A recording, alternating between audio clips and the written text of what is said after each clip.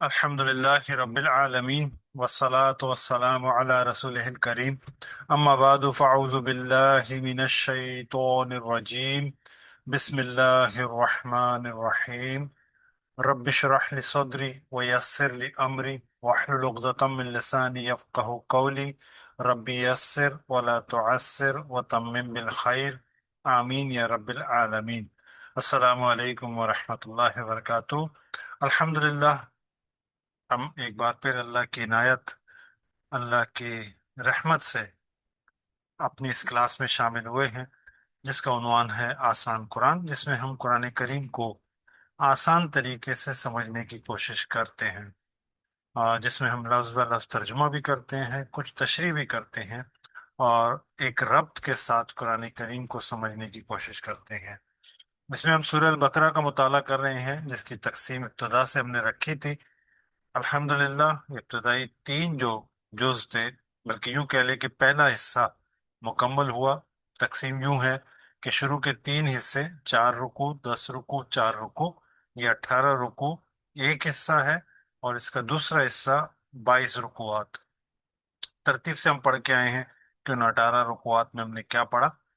آخری جو 4 رکوعات تھے جن کا ہم نے مطالعہ کیا، جن کا پچھلی کلاس میں ختم ہوا، اگر وہ ہمارے ذہن میں تازہ ہیں تو اب جو آیتیں آئیں گی تو انشاءاللہ آپ کو ذرا سا بھی یہ محسوس نہیں ہوگا کہ بے ربطگی ہے۔ عام طور پہ قرآن کریم کو، بلکہ میں اپنا ہی بتاؤں کہ پہلے میں قرآن کریم کو خاص طور پہ سورہ البقرہ کو پڑھتا تھا تو میں یہ محسوس کرتا تھا کہ بات کچھ ہو رہی تھی، پھر کچھ بات شروع ہو گئی، موضوع کچھ اور چل رہا تھا، اچانک سے دوسرا موضوع آ گیا۔ بنی اسرائیل کے واقعات چل رہے تھے، اچھا ان میں بھی زمانی ترتیب نہیں ہے، پہلے بعد کے زمانے کا ذکر آتا ہے، پھر پہلے زمانے کا ذکر آتا ہے، پھر اس کے بعد اچانک ابراہیم علیہ السلام کا ذکر آ گیا، اسماعیل علیہ السلام، خانہ کعبہ کی تعمیر، قبلے کی تحویل، یہ سارے معاملات ہوئے، پھر اہل ایمان سے خطاب شروع ہو گیا۔ تو یہ ربط سمجھ میں نہیں آتا تھا، تو یہی وہ فکر تھی جس سے قرآن کریم کو ربط کے ساتھ سمجھنے کا جو ہم نے کوشش کی ہے اس کو ہم نے یہاں پریزنٹ کرنے کی بھی کوشش کی ہے۔ تو یقیناً آپ ابتدائی ان رکوعات کو مطالعہ کر کے آئے ہیں، آخری 4 رکوعات خاص طور پہ اگر آپ نے مطالعہ کیے ہیں تو اب جو ہم پڑھنے جا رہے ہیں اگلے 22 رکوعات، خاص طور پہ یہ جو رکوع ہے، تو بات آپ کو سمجھ میں آئے گی۔ سورہ البقرہ کے مطالعہ کر رہے ہیں، آیت نمبر 153 سے 163، جو کہ 19واں رکوع شروع ہو رہا ہے یہاں سے۔ آج انشاءاللہ مکمل 19واں رکوع ہم پڑھیں گے، اور یہ بات بھی ذہن میں تازہ کر لیں کہ پچھلے رکوعات میں جو ہم نے پڑھا تھا تو خاص طور پر جو بیچ کی آیات تھی سورہ البقرہ کی 143، کذالک جعلناکم امۃ وسطا، اس میں یہ بتایا تھا کہ ہم نے تمہیں مرکزی امت بنا دیا ہے۔ مرکزی کیا ہوتا ہے؟ وہ لنک، وہ برج جو اب نبوت کے بعد انسانوں تک یہ دعوت، یہ تبلیغ، یہ قرآن کو آپ نے لے جانا ہے، مطلب لوگوں پر گواہ بننا ہے، یہی بتایا نا۔ نبی صلی اللہ علیہ وسلم جس طرح ہم پر گواہ ہوں گے، ہم لوگوں کو یہ دعوت پہنچا کے ان پر گواہ ہوں گے کہ ہم نے یہ دعوت پہنچا دی۔ تو یہ ذمہ داری تھی۔ اچھا، عام دنیا میں جب ذمہ داری ملتی ہے، کوئی عہدہ ملتا ہے، یہ عہدہ ہی ہے نا، تاج پہنایا گیا امامت کا، تو اگلے کلمات کیا ہوتے ہیں؟ مبارکباد کے کلمات ہوتے ہیں۔ چلیں جی، اب آپ تو اچھے عہدے پہ فائز ہو گئے، یہ مبارک، وہ مبارک، اچھی اچھی باتیں، خوشی کی باتیں، آگے کی زندگی پرسکون، یہی میں سننے کو ملتا ہے۔ لیکن یہاں پر ہم دیکھیں گے کہ جو حقیقت میں یہ جو ذمہ داری ہے، یہ آسان نہیں ہے۔ جو ذمہ داری دی گئی ہے اس میں بہت کچھ ہمیں فیس کرنا ہوگا۔ ویسے ہی ہم آزمائش کے لیے اس دنیا میں آئے ہیں، اور پھر ہم نے بیڑا اٹھایا اس کام کا، ہم نے اس انتخاب کیا ہے کہ ہم اس دعوت کو لے کے چلنے والے ہیں، تو آسان نہیں ہونے والی زندگی۔ اور عام طور پہ یہ بات ہم کرتے بھی ہیں، سنتے بھی ہیں، اور آپ دیکھتے بھی ہیں، مطلب ہمارا جو مطالعہ ہے صحابہ کرام سے متعلق، بہت مشکلات، بہت شدید مشکلات میں انہوں نے زندگی گزاری، بلکہ یوں کہہ لیں کہ یہ وہ نسل تھی جس کی وجہ سے آج اسلام زندہ ہے۔ نبی کریم صلی اللہ علیہ وسلم نے جو ٹیم تیار کی، جو لوگوں کو तैयार किया, जो जहन तैयार किए, जिनका तज़किया किया, जिन्होंने अमलन दीन को नाफिज करके दिखाया, उनकी जिंदगियां आसान नहीं थी। तो अब ये दावत चूंकि सहाबा इकराम के साथ खिताब है और उनके तवस्सुस से हम तक ये बात पहुंची है, तो आज ये हमसे मुखातिब है ये आयत। और अब देखें, जैसे मैंने कहा ना कि खुशखबरी होती है, मुबारकबाद होते हैं। पहली आयत क्या कह रही है, तर्जुमे का आगाज करते हैं। आऊज़ु बिल्लाहि मिनश शैतानिर रजीम, बिस्मिल्लाहिर रहमानिर रहीम। या अय्युहल्लज़ीना आमनू, ए वो लोगों जो सब ईमान लाए। अल्लज़ीना, ऐसे या अय्युहल्लज़ीना, ये जो जुमला है इसको हम समझेंगे। या के माने ए, अल्लज़ीना वो जो, लोगों हम कह देते हैं। आमनु सब ईमान लाए, वाव अलिफ सब की अलामत है। इस जुमले को हम समझ लेते हैं, जो कि कुरान करीम में बारहा आया है। या अय्युहल्लज़ीना आमनु, सिंपल तर्जुमा इसका ये है, ए वो लोगों जो ईमान लाए सब। रंगों की तकसीम से अब बात वाज़ेह हो रही है। ये जो या अय्युहा है, अच्छा, या के माने भी होते हैं ए, अय्युहा के माने भी ए, इनके हरफ निदा है, पुकारना। किसी को पुकारते हैं ना, उर्दू में कहते हैं ए, ये वही है। या अय्युहा, दोनों में से कोई भी। अच्छा, इन दोनों में फर्क क्या है? जब अय्युहा आ जाए, मतलब अय्युहा कब आता है? जब उससे आगे अल दाखिल होता है, जैसे कि अल्लजीना या अन्नबी, इस तरह के जब अल्फाज आते हैं तो अय्युहा का इस्तेमाल होता है। अच्छा, दोनों मिलकर इकट्ठे आ जाएं, या अय्युहा, इसका मतलब है कोई खास पैगाम है, खास तवज्जो दिलाई जा रही है। ये बात खास लोगों से मुखातिब होकर जब ये बात की जाती है तो इस तरह ही मुखातिब किया जाता है। मतलब कोई अहम खबर की बात हो रही है, हाँ, मतलब ज्यादा तवज्जो दरकार है। तो या अय्युहा, अच्छा, ये जो जुमला है या अय्युहल्लज़ीना आमनू, कुरान करीम में 89 मरतबा आया है। अच्छा, 88 मरतबा, मतलब 88 मरतबा ये जुमला ज़ाहिर है इब्तदा है, कहीं लगता है शुरू में आया, आयत के शुरू में आया है। लेकिन एक मकाम है जो सूरह अहज़ाब की आयत है, उसमें ये जुमला दरमियान में आया। इन अल्लाह व मलाइकतहु युसल्लूना अलन नबी या अय्युहल्लज़ीना आमनू सल्लु अलैहि व सल्लिमु तस्लीमा। अब यहाँ या अय्युहल्लज़ीना आमनू आयत के दरमियान में आया, ये है एक मालूमाती तौर पे मैंने शेयर कर दिया। अच्छा, आम तौर पर जब हम किसी को पुकारते हैं ना, ए कहते हैं, तो उसके बाद क्या आता है? नाम आता है, या उसकी सिफत बयान कर रहे होते हैं, ए फलाना, ए इब्राहिम, ए नेक दिल इंसान, ए बहादुर। इस तरह के ए के बाद सिफत या नाम का आमतौर पर इस्तेमाल होता है। लेकिन यहाँ पे आप गौर करेंगे, आमनु जो है लफ्ज, ये सिफत या नाम नहीं है, यानी कि इस्म नहीं है, ये काम है, ये फेल है। यानी कि ऐसी चीज है जो किया गया हो या करने का काम हो, उस तरह है। तो यहाँ हमें बात जो सामने आती है कि अल्लाह ताला मुखातिब मोमिनून नहीं कर रहे हैं, वह मोमिनून नहीं कह रहे।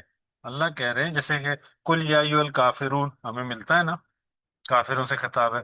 कुल, जैसे मुनाफिकून से या अय्युहल मुनाफिकून, ये जुमला आ जाए। तो इसी तरह या अय्युहल लज़ीना आमनू, मोमिनून नहीं आया, आमनू आया।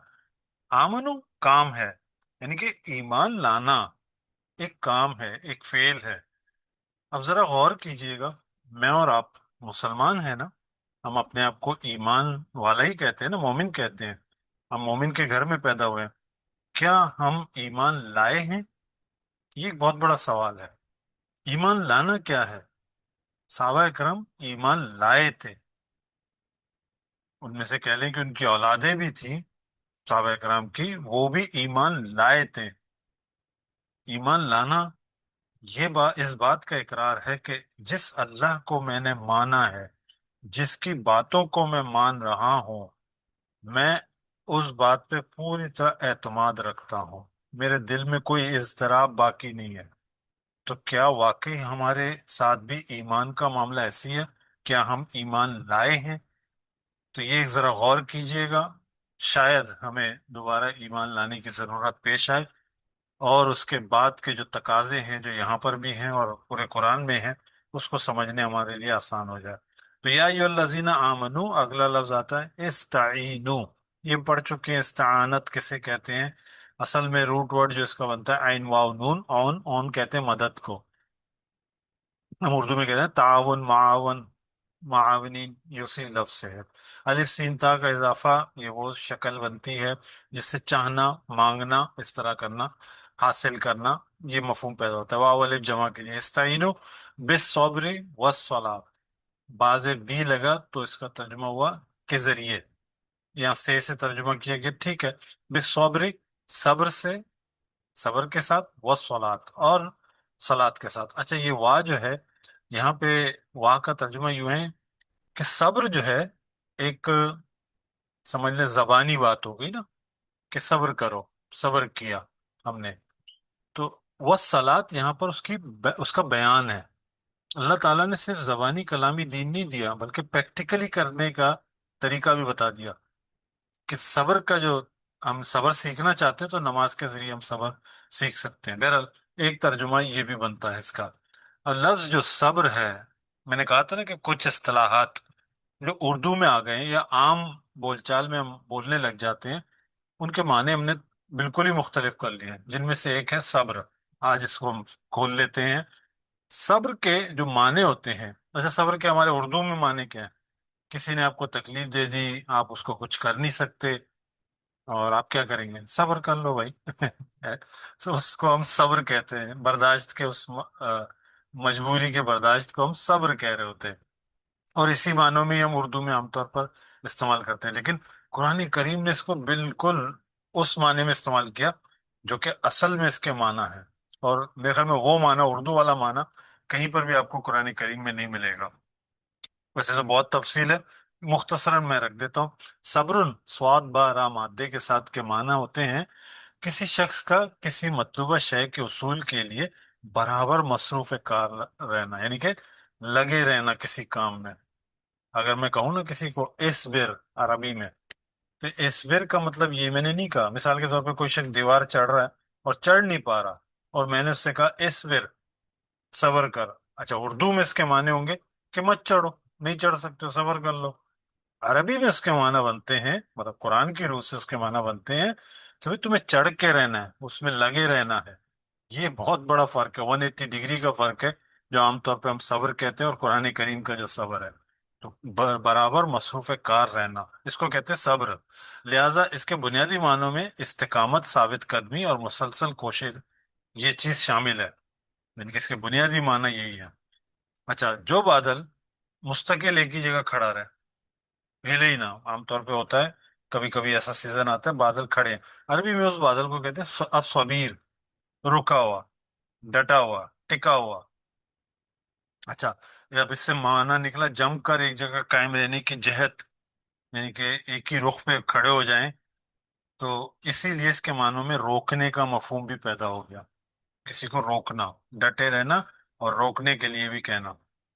اچھا بہت سی مثالیں، ایک مثال میں نے رکھی ہے سورہ طٰہٰ سے، نبی کریم صلی اللہ علیہ وسلم کو یہ حکم دیا جا رہا ہے وَأْمُرْ أَهْلَكَ بِالصَّلَاةِ وَاسْتَبِرْ عَلَيْهَا، اپنے گھر والوں کو نماز کی تلقین کیجیے، حکم دیجیے، وَاسْتَبِرْ عَلَيْهَا، اور آپ بھی اس پر قائم رہیے۔ یہاں پر صبر کا ترجمہ میں نے کیا، قائم رہیے، استقامت رکھیے، یعنی کہ صبر کیجیے، یہ عربی کا صبر ہے۔ تو خیر یہ صبر کے معنی، والصلاۃ، صلاۃ کی تفصیل کچھ تو ہم پڑھ چکے ہیں، انشاءاللہ آئندہ بھی پڑھیں گے۔ ان اللہ مع الصابرین، ابھی ان آیتوں میں یہ صبر کا مفہوم پیدا ہو رہا ہے، ہر جگہ یہ آپ کو صبر ملے گا۔ ان اللہ مع الصابرین، ان بے شک اللہ، اللہ مع ساتھ، اردو میں بھی ہم کہتے ہیں صابرین، صبر کرنے والے، یا جمع میں ہے نا صبر کرنے والوں، اللہ تعالیٰ صبر کرنے والوں کے ساتھ ہے۔ اب آپ اندازہ کریں صبر کیا مقام ہے، جو شخص ڈٹ گیا دین میں، اور سورہ فصلت میں آتا ہے نا کہ وقال الذین، آیت یاد نہیں آ رہی ایگزیکٹلی، اللہ تعالیٰ کہ ثم استقاموا، اللہ تعالیٰ کہہ رہے ہیں کہ جس نے کہا کہ اللہ میرا رب ہے اور اس پہ استقامت قائم کر گیا، تتنزل علیہم الملائکہ، اس پر فرشتے اترتے ہیں۔ تو صبر وہ مقام ہے جس میں اللہ تعالیٰ فرشتوں کا بھی نہیں ہے، براہ راست اپنا تذکرہ کر رہے ہیں، اپنے بارے میں کہہ رہے ہیں، اللہ ان کے ساتھ کھڑا ہوتا ہے۔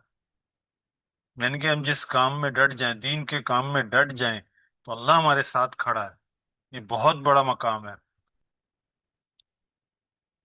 بہرحال، ولا تقولو، اور نہ تم، وا کے معنی اور، لا کے معنی نہیں یا مت، تقولو تم سب کہو، تا کے معنی تم، واول جمع کے لیے سب، قالا قول، اردو میں بھی کہتے ہیں کہنے کو، ولا تقولو تم سب کہو، لمن، لی کے معنی ویسے تو ہوتا ہے آ، کے لیے، لیکن کالا کے ساتھ جب آتا ہے تو اس کے معنی کو بھی ہوتا ہے، یعنی کہ ان لوگوں کو، من جو شخص کے لیے آیا، یقتلو قتل کیے جائیں،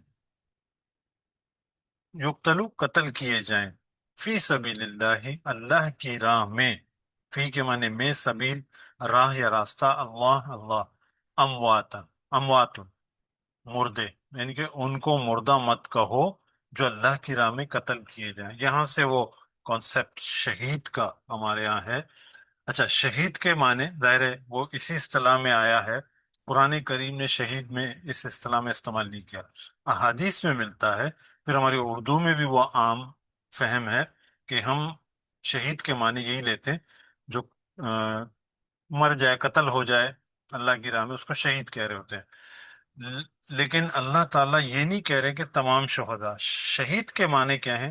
شہید یہ ہوتا ہے کہ ہم یا کوئی بھی مسلمان کلمہ پڑھ لے، شہادت دے دے کہ اللہ ہے، کہ گواہی دے دے، مطلب وہ پوری جو گواہی ہم دیتے ہیں اسلام میں داخل ہوتے ہیں، تو گواہی دینے کے بعد اس پر رہے اور آخر تک اسی پر رہے، اس کا موت آنا اسی حالت میں ہو، اس پہ موت جب آئے تو وہ اسی حالت میں ہو، اس کو کہتے ہیں شہید عربی میں، مستقل شہادت میں رہنا۔ اب یہ ایک بہت بڑا درجہ ہے ویسے بھی اسلام کے اوپر، اب دعا بھی پڑھتے ہیں جب کسی کی میت ہوتی ہے تو یہی دعا پڑھتے ہیں کہ شہید کو، اس کو جو ہے نا ایمان پر ہی خاتمہ فرما، اسلام پر ہی رہے وہ، تو یہ ہم دعا کرتے ہیں، تو شہید کے معنی یہ ہوتے ہیں۔ لیکن یہ یہاں پر جو بات بیان کی گئی ہے ہر شہید کے لیے نہیں ہے، ہمارے تو گلی میں بھی کوئی قتل ہو جائے کسی پارٹی کا بندہ تو اس کو بھی شہید کہہ رہے ہوتے ہیں، ایون کہ غیر مذہب میں بھی شہید کا لفظ، ہندوؤں میں بھی یہ شہید کا لفظ بولا جانے لگا جب فوجی مرتے ہیں۔ تو اس کے معنی یہ ہیں کہ یہ ان لوگوں کو اموات کی بات کر رہے ہیں، اللہ تعالیٰ کے مردہ مت کہو جو اللہ کی راہ میں جہاد کرتے ہوئے قتل ہو جائیں، اللہ کی راہ میں لڑتے ہوئے شہید ہو جائیں، ان کو کہا جا رہا ہے۔ بہرحال، بل احیاء، اس کی مزید تفصیل آ رہی ہے، بلکہ وہ زندہ ہیں، ولیکن اور لیکن، لا تشعرون، تمہیں اس کا شعور نہیں ہے۔ اب وہ زندگی کیا ہے ہمیں اس کا شعور نہیں ہے، بتا دیا۔ اب عالم ارواح میں، جیسے کہ یہاں سے دنیا سے کوئی بھی مرتا ہے بندہ، عالم برزخ میں چلا جاتا ہے، اس کی روح عالم ارواح میں چلی جاتی ہے، وہ ایک آڑ ہے، ہمیں نہیں پتا وہاں کیا ہوتا ہے۔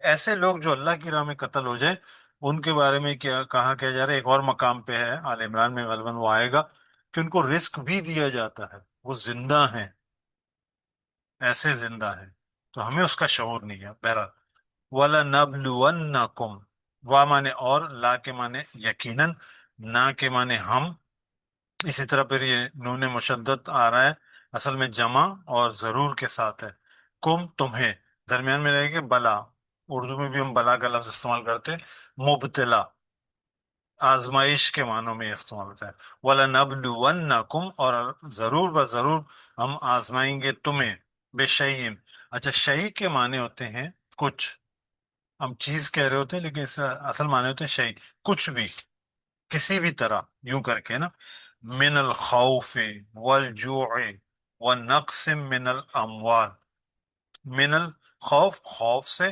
والجوع بھوک سے، ونقص من الاموال مالوں میں، یعنی کہ مال و دولت میں، نقص سے، والانفس سے، اور جانوں میں، والثمرات اور پھلوں سے، مطلب ان سب چیزوں سے تمہیں لازماً آزمایا جائے گا۔ تو شروع میں نے بات رکھی کہ جب کوئی عہدے پہ فائز ہوتا ہے تو کیا کہا جاتا ہے، خوشخبری دی جاتی ہے نا، اچھی اچھی باتیں، اللہ تعالیٰ نے ابتدائی یہیں سے شروع کی کہ صبر سے کام لینا، اور اس میں تمہیں قتل بھی کیا جا سکتا ہے، چلے قتل نہ ہوئے تو یہ چیزیں آئیں گی جو آزمائش کے طور پر ہے. کیا ہے وہ؟ خوف سے آزمایا جائے گا، بھوک سے آزمایا. اچھا یہ اب آج کل یہ اصطلاحیں اگر دیکھیں تو خوف ہم پچھلے دنوں دیکھ چکے، جنگی خوف، اس طرح کے خوف میں تمہیں آزمایا جائے گا. اور بھی خوف ہو سکتے ہیں. جو جو کے معنی ہوتے ہیں کہ ایسا نہیں کہ بھوکے ہی ہوں، یعنی کہ وہ جو معاشی معاملات ہیں وہ تنگ ہو سکتے ہیں. نقص من الاموال، مزید اس کے یہی بات آ گئی کہ مال میں کمی، یعنی کہ فائدہ ہونے کے بجائے نقصان ہونے لگے. والانفس، جانوں میں بیماری کی حالت بھی ہو سکتی ہے. والثمرات، ثمرات کے معنی اس وقت کے پیرائی میں دیکھیں تو مال جو ہے، مال مویشی کے لیے لفظ استعمال ہوتا تھا. ثمرات جو ہے وہ فصلیں، پھل وغیرہ، ان کے لیے استعمال ہوتا تھا. اچھا ثمرات ہم اردو میں بھی جانتے ہیں کہ کسی چیز کے نتیجے کو، کہ جو چیز ہم نے لگائی ہے اس کا ثمر ہمیں ملے گا، اس کا پھل ملے گا. تو ایسا ہے کہ کسی نے کاروبار کیا یا کسی نے کوئی کیریئر چوز کیا اور بعد میں اس کو پتا چلا کہ یار میں تو غلط ٹریک پہ تھا، اور اس کیریئر کو چھوڑنا پڑ جائے، اس ثمرات کو سب کو چھوڑنا پڑ جائے. یہ بھی وہ ٹیسٹ ہے. ہاں پھل کے طور پر اس دور میں کھجور، مدینے کی جو فصل تھی، عام تھی، تو پھلوں کے معاملے میں یہ بھی پاسبل ہے کہ ہمارے جو فصلیں ہیں، کھیتیاں ہیں، اس میں بھی ہمیں آزمایا جائے گا. اگر ان پہ تم نے صبر کیا تو آگے اللہ تعالیٰ کہہ رہے ہیں وَبَشِّرِ الصَّابِرِينَ، اے نبی صلی اللہ علیہ وسلم آپ ان کو خوشخبری سنا دو، یعنی کہ صبر کرنے والوں کو خوشخبری سنا دو. آگے اللہ تعالیٰ فرماتے ہیں الذین، وہ لوگ، اذا جب، اصابتہم مصیبہ. اچھا یہ مصیبت کا لفظ اردو میں بھی جانتے ہیں، یہ اسی روٹ ورڈ سے یہ دونوں. اصابہ آنا، کسی چیز کا آنا. اصابت ہم، انہیں آئے یا انہیں پہنچی مصیبت، کوئی مصیبت. اب چونکہ اردو میں ہم جانتے ہیں تو اس کو بھی کھول لیتے ہیں کہ اصل میں مصیبت لفظ کہاں سے آیا. سواد واو با اس کا مادہ ہے. صعبہ یا صوب و صعوبن، اس کے معنی ہوتے ہیں گرنا، اوپر سے نیچے آنا. نیز قصد و ارادہ کرنا، بارش کا گرنا بھی اس معنی میں آتا ہے. پھر صوبن یا ثوابن، صوبن یا ثوابن، یہ خطا کی ضد ہے، یعنی صحیح بات. ہم کہتے ہیں واللہ عالم بالصواب، سواد سے جب ہم کہتے ہیں نا تو اس کا مطلب ہوتا ہے اللہ صحیح بات جانتا ہے. اچھی طرح جو جانتا ہے اللہ، وہ صحیح بات کو اللہ ہی بہتر جانتا ہے. تو اس معنی میں یہ استعمال ہوتا ہے. اچھا کسی چیز کے اتر کر اپنے مقام تک جانے کو ثواب کہتے ہیں، ثوابن کہتے ہیں. اس اعتبار سے مطلب یا کوئی بات ہو، کوئی کام ہو جو اپنی صحیح جگہ پہنچ کر ٹھہر جائے، وہ ثوابن کہلائے گا. صحیح جگہ، اس کا وہی مفہوم پیدا ہو رہا ہے. اچھا آسمان سے بارش ہونے کے لیے واو یہ ہم نے پڑھا تھا نا، یہ بھی وہی ورڈ ہے. آسمان سے جب بارش ہو تو ان معنوں میں بھی یہ لفظ آتا ہے. اسی طرح مصیبت اس تیر کو کہتے ہیں جو نشانے پہ جا کے لگے. اس کے بعد ہر حادثہ یا واقعے کے لیے لفظ یہ بولا جانے لگا. یہاں سے عربی میں یہ مصیبت ہمارے اردو میں صرف مصیبت بن گیا، حالانکہ اس کی اتنی ڈیٹیل ہے. بہرحال قالو، تو وہ سب کہتے ہیں جب کسی پر کوئی مصیبت آ پہنچتی ہے تو سب کہتے ہیں انا، بے شک ہم، للہ، اللہ کے لیے ہیں، اور انا، بے شک ہم، الیہ، اسی کی طرف، الہ کے معنی طرف، ہی اسی یا اسی کی طرف، راجعون، رجوع کرنے والے ہیں، لوٹنے والے ہیں سب. اب یہ وہ جملہ ہے ہم صرف اس وقت بولتے ہیں جب کسی کی فوتگی کی خبر سنتے ہیں. یہاں پہ کہا کیا جا رہا ہے، کوئی بھی مصیبت آتی ہے وہ اس بات کا اظہار کرتے ہیں. ترجمہ کیا ہے؟ بے شک ہم اللہ کے لیے ہیں اور ہم بے شک ہم اسی کی طرف لوٹنے والے ہیں. یہ جو صبر ہے نا، اس کا اظہار ہے. آپ کو حوصلہ کیسے ملتا ہے؟ پہلی بات یہ ذہن میں کر لیں، اللہ نے ہم پہ مصیبت ڈالی ہے نا تو ہم اللہ کے ہیں، اور آخر ایک دن اسی کی طرف جانے. اس دنیا میں جو کچھ ہوتا ہے عارضی ہے، اصل انعام تو وہاں پر ہے. تو یہ جملہ نبی کریم صلی اللہ علیہ وسلم چراغ کے بجھنے پر بھی یہ جملہ کہتے تھے. ایک عجیب لطیفے والا واقعہ میں بتا دوں. ایک صاحب آئے اور انہوں نے کہا، مطلب دوست ہیں، انہوں نے کہا فلانے کا ایکسیڈنٹ ہو گیا. میں نے یہ پڑھ لیا انا للہ و انا الیہ راجعون. وہ کہہ رہے بھائی زندہ ہیں. تو میں نے تو اس سینس میں پڑھا تھا، لیکن ان کو میں سمجھانا میرے لیے مشکل ہو گیا کہ بھئی اس وقت بھی پڑھ سکتے ہیں. لائٹ چلی جائے تب بھی پڑھ سکتے ہیں، بہرحال اولئک وہی لوگ ہیں، علیہم ان پر، علامہ نے پر، ان ہم ان پر صلوات عنایتیں. اچھا صلوات کے بہت سارے معنی ہیں، فی الحال اس کو عنایتیں کر لیں چونکہ پیچھے اللہ آ گیا، اللہ کی طرف سے یہ بات کہی جا رہی ہے. اب اللہ کی جو رحمتیں ہیں، اللہ کی جو عنایتیں ہیں، ان کو بھی صلوات کہتے ہیں. من ربہم، من معنی سے، ربہم ان کے رب، من ربہم ان کے رب سے، ورحمت اور رحمت ہے، وَأُولَئِكَ اور وہی لوگ ہیں، ہم المحتدون.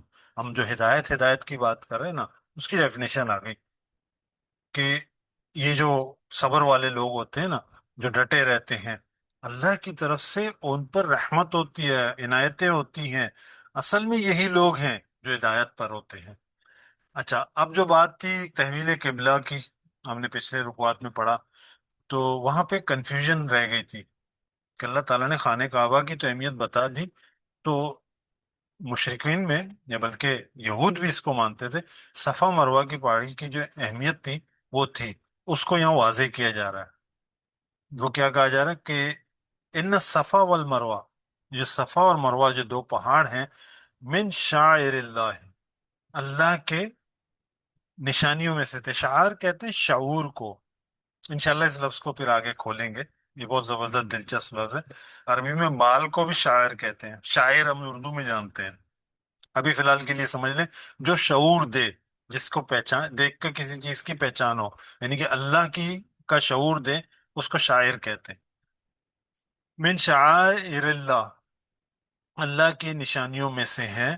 فمن پس جو حجا، اب دیکھیں بات آ گئی نا وہاں پر، جو کوئی حج کے لیے جائے، یعنی کہ قصد کرے، ارادہ کرے حج کے لیے، بیت اللہ، اللہ کے گھر کے جانے کا ارادہ کرے، اوے تمرا، اور یا عمرہ کرے. عمر کہتے ہیں آباد کرنا، وہاں جا کے وہ آباد کرنا، وقتی طور پر آباد کو عمرہ کہتے ہیں، جو ہم جا کے وہاں پہ حج کے لیے مطلب چھوٹے حج کے لیے جاتے ہیں. یا تو وہ بیت اللہ کا حج جو بڑا حج ہے، یا وہ عمرہ کے لیے جائے. فلا جناح، پس نہیں ہے کوئی گناہ، کوئی حرج نہیں ہے، علیہ اس پر، ان کے یتوفا، وہ طواف کرے، 7 چکر لگاتے ہیں نا صفا مروہ کے، اس بارے میں ہے. بہما ان دونوں کا، یعنی کہ یہ بھی اہم ہے، اللہ کی نشانیوں میں سے ہے. جب حج کے لیے جاؤ تو یہ بھی کیا کرو. اس کنفیوژن کو یہاں پر اللہ تعالیٰ نے کلیئر کیا. اب آپ اندازہ کریں، سورہ مدنی ہے، حضور صلی اللہ علیہ وسلم مدینے میں ہے، اور آگے کیا بتایا جا رہا ہے کہ حج جانا ہے. ٹارگیٹ کیا ہے؟ مکہ، مکہ کو فتح کرنا ہے. اس میں جنگیں ہوں گی، اس میں ظاہر آسانی نہیں ہوگی، مشکلات ہوں گی. تو صبر پہلے آ گیا، اب آگے ٹارگیٹ بتایا جا رہا ہے کہ اب جو مومنو تمہیں تاج پہنائے گا، اب تمہارا پہلا کام یہ ہے اس کو فتح کرنا، اور جو کہ ہوا. پھر آگے اللہ تعالیٰ فرمایا ومن اور جو تطوع، تطوع اچھا نفل جو ہم لفظ کہتے ہیں تطوع، یہ بھی اسی طوا بھی اسی معنوں میں آتا ہے، اپنی مرضی سے، خوشی سے، اضافی طور پر. تطوع خیرہ، کوئی نیکی، اگر کوئی اپنی مرضی سے، خوشی سے کوئی نیکی کرنا چاہے، فَإِنَّ اللَّهَ پس بے شک اللہ، شاکر قدردان ہے، علیم علم والا ہے. شاکر کے معنی شکر کا جو پریکٹیکل اگر ہم کریں، اللہ کی نعمتوں کو صحیح معنوں میں استعمال کرنا، اس کی قدر کرنا، یہ شکر ہے. اور جب یہ اللہ کی طرف سے آتا ہے تو ظاہر ہے اللہ قدر کرتا ہے ایسے عمل کو، تو یہ شاکر کی صفت اللہ کی طرف بھی ہے. علیہ علیم علم والا. ان الذین یکتمون، بے شک وہ لوگ سب چھپاتے ہیں، انزلنا جو ہم نے نازل کیا، من البینات واضح دلائل میں سے، والہدا اور ہدایت کو، من بعد ما اس کے بعد جو، یا اس کے بعد کہ، بینا ہو ہم نے بیان کر دیا اس کو، للناس سے لوگوں کے لیے، فی الکتاب کتاب میں. اچھا اب یہ اشارہ ہے یہود کے اس حرکت کی طرف کہ ان کو پتا تھا کہ یہ سب کچھ سچ ہے، یہ جو نبی آیا ہے، یہ جو ان کا قبلہ ہے، یہ سب کچھ ان کو پتا تھا، لیکن انہوں نے چھپا کے رکھا. لیکن بیان ہو رہا ہے یونیورسل انداز میں، یعنی کہ آج بھی اگر ہم اللہ کے کتاب میں سے کوئی چیز چھپا کر جانتے بوجھتے چھپائیں گے تو یہ آیت ہم پر بھی ہے. تو اللہ کیا کہہ رہے ہیں؟ اولئک، یہ وہی لوگ ہیں، یلعنہم اللہ، لعنت کرتا ہے اللہ ان پر، وَيَلْعَنُهُمُ اللَّاعِنُونَ، اور لعنت کرتے ہیں ان پر سب لعنت کرنے والے ہیں، اب وہ فرشتے ہیں جو بھی ہیں، اللہ تعالیٰ نے سب کا تذکرہ کر دیا۔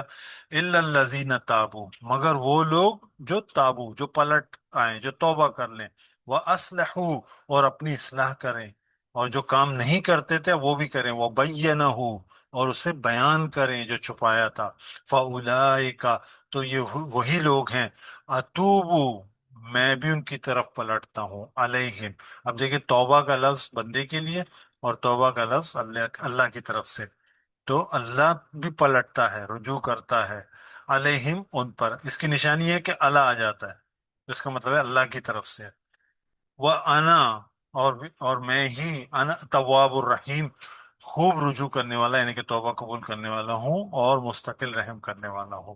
ان الذین کفروا، دوسرا رویہ کہ جو توبہ نہ کرے، اصلاح نہ کرے، وہ کیا ہو؟ ان الذین کفروا، بے شک وہ لوگ جن سب نے کفر کیا، وماتوا، اور مر جائے، وہ اس حال میں کہ ہم الکفار، وہ کافر تھے، مطلب کفر کی حالت میں مر جائے، اولئک علیہم، اور ان پر، یہی وہ لوگ ہیں جن پر لعنت اللہ، اللہ کی لعنت ہے، والملائکۃ، یہاں وضاحت آ گئی، اور فرشتوں کی، والناس اجمعین، اور ان تمام لوگوں کی لعنت ہے، خالدین فیہا، اس میں ہمیشہ رہیں گے، لا یخفف، نہ ہی ہلکا کیا جائے گا، خفیف کیا جائے گا، عنہم العذاب، ان پر سے عذاب، ولا ہم ینصرون، اور نہ ہی وہ سب مہلت دیے جائیں گے، ینظرون سوری، مہلت دیے جائیں گے، وہ، اے لوگوں، اب مخاطب صحابہ کرام سے ہے، وہ الہکم، اور تمہارا معبود، الہ واحد، ایک معبود ہے، لا الہ، لا الہ، نہیں ہے کوئی معبود، الا ہوا، مگر اس کے، یعنی کہ وہ اللہ تعالی، الرحمن الرحیم، نہایت مہربان اور مستقل رحم کرنے والا ہے۔ الحمدللہ، یہاں پر ہمارا لفظ بہ لفظ ترجمہ ختم ہوا، اب رواں ترجمہ کرتے ہیں، وقت بھی محدود ہے ہمارے پاس۔ ایمان والو، یہ نعمتیں تمہیں عطا ہوئی ہیں، تو اب تمہارے مخالفین اس کی طرف، مخالفین کی طرف سے جو تمہیں مشکلیں پیش آئیں گی، ان میں ثابت قدمی اور نماز سے مدد چاہو، اس میں شبہ نہیں ہے کہ اللہ ان کے ساتھ ہے جو مشکلات کے مقابلے میں ثابت قدم رہنے والے ہوں، اور جو لوگ اللہ کی اس راہ میں مارے جائیں، انہیں یہ نہ کہو کہ مردہ ہیں، وہ مردہ نہیں بلکہ زندہ ہیں، لیکن تم ان کی زندگی کی حقیقت نہیں سمجھتے۔ ہم اس راہ میں یقیناً تمہیں کچھ خوف، کچھ بھوک، کچھ جان و مال، کچھ پھلوں کے نقصانات سے آزمائیں گے، اور اس میں جو لوگ ثابت قدم ہوں گے، اے پیغمبر انہیں دنیا اور آخرت کی کامیابی کی بشارت دو، وہی جنہیں کوئی مصیبت پہنچے تو کہیں کہ بے شک ہم اللہ ہی کے ہیں، اور ہم ایک دن اسی کی طرف پلٹ کر جانا ہے۔ یہی وہ لوگ ہیں جن پر ان کے پروردگار کی عنایتیں ہیں اور اس کی رحمت ہوگی، اور یہی ہیں جو اس کی ہدایت سے بہریاب ہونے والے ہیں۔ بیت الحرام کی طرح صفا مروہ کی حقیقت بھی ان یہودیوں نے ہمیشہ چھپانے کی کوشش کی ہے، لہٰذا تحویل قبلہ کے اس موقع پر یہ بات بھی واضح ہونی چاہیے کہ صفا اور مروہ یقیناً اللہ کے شعائر میں سے ہیں، چنانچہ وہ لوگ جو اس گھر کا حج یا عمرہ کرنے کے لیے آئیں، ان پر کوئی حرج نہیں کہ وہ ان دونوں میں طواف بھی کر لیا کرے، بلکہ یہ ایک نیکی کا کام ہے، اور جس نے اپنے شوق سے نیکی کا کوئی کام کیا تو اللہ اس کی قدر کرنے والا ہے، اس سے پوری طرح باخبر ہے۔ اس معاملے میں جو حقائق ہم نے نازل کیے اور جو ہدایت بھیجی تھی، اس سے جو لوگ چھپاتے ہیں، اس کے باوجود کہ ان لوگوں کے لیے اپنی کتاب میں ہم نے اسے کھول کھول کر بیان کر دیا تھا، یقیناً وہی ہیں جن پر اللہ لعنت کرتا ہے، اور لعنت کرنے والے بھی جن پر لعنت کریں گے، اور ان میں سے البتہ جو توبہ کریں اور اپنے اس طرز عمل کی اصلاح کر لیں، اور جو کچھ چھپاتے تھے اسے صاف صاف بیان کر دیں، تو ان کی توبہ اپنی شفقت سے قبول کر لوں گا، اور حقیقت یہ ہے کہ میں بڑا توبہ قبول کرنے والا ہوں، میری شفقت ابدی ہے۔ اس کے برخلاف جو اپنے انکار پر قائم رہے اور مرے، تو اسی طرح منکر تھے، یقیناً وہی ہیں جن پر اللہ اور اس کے فرشتوں اور سب لوگوں کی لعنت ہے، وہ اس میں ہمیشہ رہیں گے، نہ ان پر سے سزا ہی ہلکی کی جائے گی اور نہ ہی انہیں کوئی مہلت ملے گی۔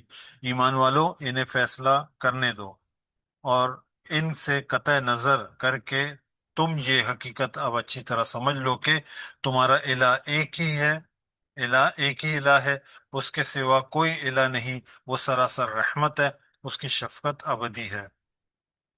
الحمدللہ، یہاں میرے سبق کا اختتام ہوا۔ سبحانک اللہم و بحمدک، سبحانک اللہم و بحمدک، نشہد ان لا الہ الا انت، نستغفرک و نتوب الیک۔ جزاکم اللہ خیرہ۔